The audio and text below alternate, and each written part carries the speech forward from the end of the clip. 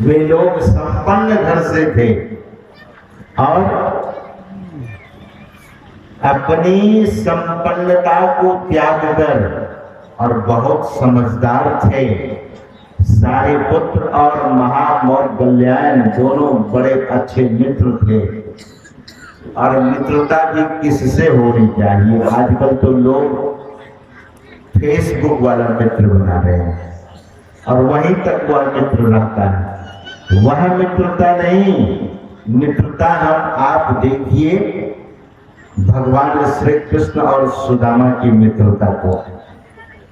मित्रता हम आप देखिए सारे पुत्र और महामौदगल्यायन की मित्रता को।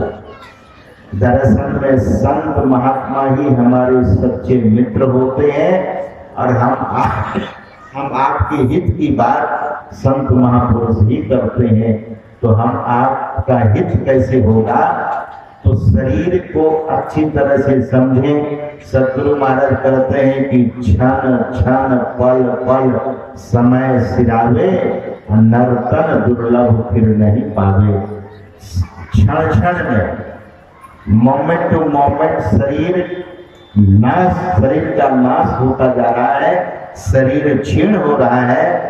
और इस शरीर को पुष्ट रखने के लिए लोग कितने प्रकार के रसायन खाते हैं, कितने प्रकार की औषधियां खाते हैं, कितने प्रकार का टॉनिक लेते हैं। और आप देखेंगे कि संसार में लोगों के शरीर को सजाने के लिए, संवारने के लिए इतनी चीजें बनाई गई है।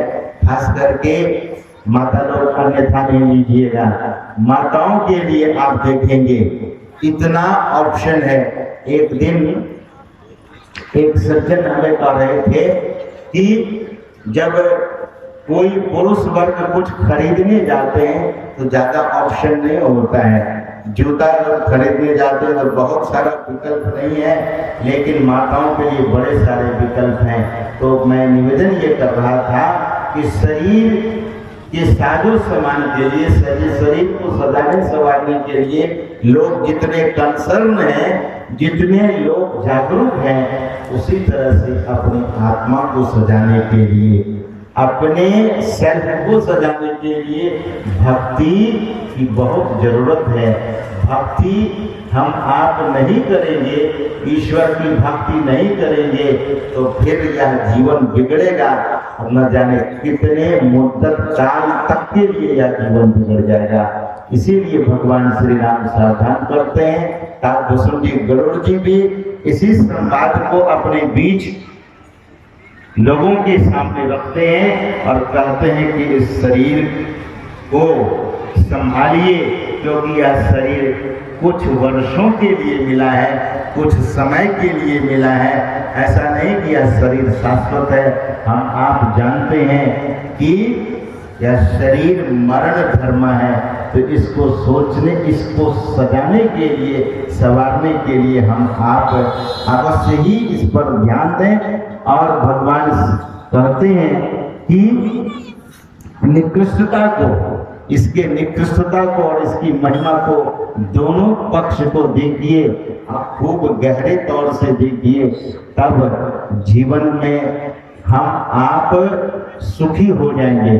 ध्यान करने से आत्मा की सजावट हो जाएगी और खाने पीने पहनने से शरीर की सुंदरता बढ़ेगी और शरीर स्वस्थ रहेगा। शरीर हर आदमी का स्वस्थ रहे यह तो होना ही चाहिए, लेकिन अगर हम आपका मन स्वस्थ न हो, हम आपकी आत्मा पवित्र नहीं हो, तो बहुत क्लेश, बहुत झंझट, बहुत व्याधियां और बहुत सारी समस्या जीवन में आती रहेगी। इसलिए संत सद्गुरु महाराज कहते हैं कि हो भाई दृढ़ अनुरागी, भ्रम त्यागी हो भाई। यह जो भ्रम है कि शरीर हमारा सदा के लिए रहेगा, वैसे जानते सभी हैं, लेकिन मानते बहुत कम है। जो मानने लगते हैं तब शरीर से उनकी आसक्ति छूटेगी।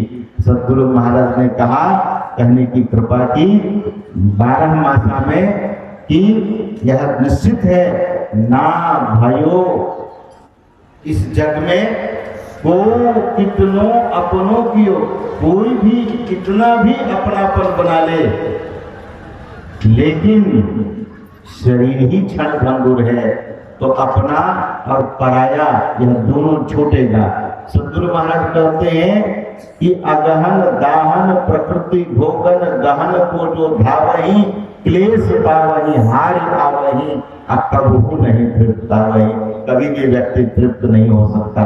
तृप्ति का मार्ग अलग है, संतुष्टि का मार्ग अलग है, वह है अंतर पथ। और उस अंतर पथ में जाने के लिए संत सद्गुरु महाराज ने कहने की कृपा की कि हम प्रतिदिन त्रिकाल संध्या करें, तीनों समय ध्यान में बैठें और नित्य नियमित रूप से स्तुति प्रार्थना करें और सदाचार का पालन करें। सदाचार मतलब झूठ, चोरी, नशा, हिंसा और व्यभिचार, ये 5 महापाप मनुष्य के जीवन को दूषित करता है, मनुष्य के जीवन को विकृत करता है और अनेक प्रकार की अशांतियां जीवन में होती रहेगी। सज्जनों, तो अंतर पथ चलने के लिए सद्गुरु महाराज ने कहा, उनके उस पद्य को जरा हम आप ध्यान से सुने।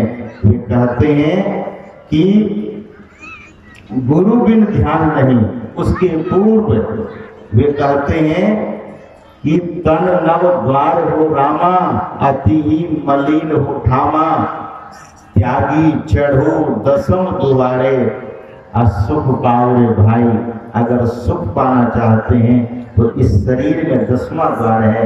नव द्वार में हम आप सभी रहते हैं, दुनिया के तमाम लोग नव द्वार में रहते हैं। पूज्यपाद महर्षि संतसेवी परमहंस जी महाराज 9-2-11 की बात करते थे। कदाचित आप लोग कभी सुने होंगे 9-2-11। इसका अर्थ क्या करेंगे? 9-2-11 मतलब भाग जाना।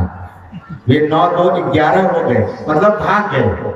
लेकिन वे कहते थे 9 और 2, 9 और 2 को जोड़ेंगे तो कितना होगा? 11 होता है। ये 9 क्या है? वे कहते थे कि 9 छिद्र वाला जो शरीर है यही 9 है, 9। और वे कहते थे कि एक बार हम नवगछिया गए, नवगछिया, तो वहां पर एक विद्वान हमें मिले, बहुत बड़े भारी विद्वान मिले। वे सज्जन पूज्यपाद से पूछे कि महाराज आप यहाँ पहली बार आए हैं क्या? तो पूज्य महर्षि संतसेवी जी महाराज ने कहा कि नहीं, मैं पहली बार नहीं आया हूँ, इस नवगछिया में हजारों बार आया हूँ। तो वो आंख फाड़ फाड़ के देखने लगे कि 1000 बार कब आए। फिर पूज्य संतसेवी जी महाराज ने कहा इस नवगछिया में मैं लाखों करोड़ों बार आया हूँ। तब तो वह विद्वान और विस्मित होने लगा कि महाराज क्या बोल रहे हैं, इस नवगछिया में तो पहली बार आपको मैं देख रहा हूँ और आप कहते हैं कि इस नवगछिया में, यहीं जहाँ हमारे श्रद्धे फूल बाबा रहते हैं उसी जगह की बात है। उस नवगछिया शहर में कुछ बात आए थे और तब उस विद्वान से पहले उन्होंने कहा, कुछ बात ने कहा कि इस नवगछिया में मैं लाखों करोड़ों बार आया हूँ। तो विद्वान ने कहा कि महात्मा लोग तो झूठ नहीं बोलते हैं और आप इतना बड़ा झूठ बोल रहे हैं। तब कुछ बात ने कहा कि मैं इस नवगछिया में बसता भी हूँ, रहता भी हूँ। तब बोले और झूठ बोल रहे हैं आप। बोले महाराज ये कैसे, इतना झूठ क्यों बोल रहे हैं? तो कुछ बात ने कहा कि देखिए ये 9 शरीर ही गाछ है, ये गछिया शब्द है। गछिया मतलब जाना, गच्छा गच्छा शब्द है अंग्रेज संस्कृत में। तो इसमें आए और गए, शरीर ही 9 गछिया है और इस शरीर में हम दरअसल में लाखों करोड़ों बार आए हैं और वर्तमान में इसी शरीर में रह रहे हैं। इस शरीर ही 9 गछिया है। सज्जनों, यह 9 द्वार वाला जो शरीर है इसमें 10वां द्वार भी है। इस 10वें द्वार में जो जाएंगे दरअसल में वही मोक्ष के भागी बनेंगे, मोक्ष पाने के भागी बनेंगे, वही मोक्ष के उत्तराधिकारी बनेंगे। उन्हीं को मोक्ष प्राप्त हो सकता है। वह रास्ता कौन सा है? अमृत का रास्ता है, अमृत पाने का रास्ता है। 9 द्वार में लोगों की मृत्यु होती है और 10वें द्वार में लोग अमर होने के लिए जाते हैं। वह 10वां द्वार हम आपके पास है, हम आपके भीतर है। गुरु द्वारा वह जाना जाता है। इसलिए सदगुरु महाराज कहते हैं, गुरु बिन ज्ञान नहीं और गुरु बिन ध्यान नहीं, मैं ही न गुरु बिन आने उपकारी हो भाई। तो यही 9 द्वार वाला शरीर जो बड़े भाग्य से मिला है, और काकभूषण जी कहते हैं कि इसके समान दूसरा कोई शरीर नहीं है। उस समय अधिक हो गया है और लोग दूर दराज से आए हैं, तो मैं